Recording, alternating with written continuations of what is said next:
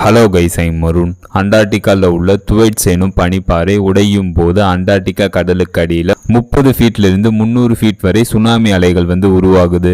கடலுக்கு அடியில் உருவாகுற under water tsunami ஆழ்கடல்ல உள்ள குளிர்ந்த நீரையும் மேற்பரப்புல உள்ள வெப்பமான நீரையும் வேகமாக ஒன்றோடு ஒன்று மிக்ஸ் ஆக செய்யுது. இதன் காரணமா மற்ற பனிப்பாறைகள் வேகமா மெல்ட் ஆகுது. துவைட்ஸ் பனிப்பாறை மொத்தமா உடைஞ்சிச்சுன்னா global sea level 3 feet rise ஆகும் அப்படின்ட்டு சயின்டிஸ்ட் மற்றும் ரிசர்ச்சர்ஸ் தெரிவிச்சிருக்காங்க. ட்ரோபிடோ ட்ரோன் எனப்படும் அண்டர் வாட்டர் ஆட்டோமேட்டட் டிவைஸ் மூலம் கடலுக்கு அடியில் ஏற்படுற சுனாமி அலைகள் மற்றும் பனி உருகுதலையும் சயின்டிஸ்ட் மற்றும் ரிசர்ச்சர்ஸ் மானிட்டர் பண்ணிட்டு இருக்காங்க. இந்த மாதிரி அப்டேட்டை நீங்க பார்க்கணும், மறக்காம இந்த சேனலை சப்ஸ்கிரைப் பண்ணுங்க. ஃபைனலா இந்த வீடியோ எப்படி இருந்துச்சுன்னு கமெண்ட் பண்ணுங்க. See you.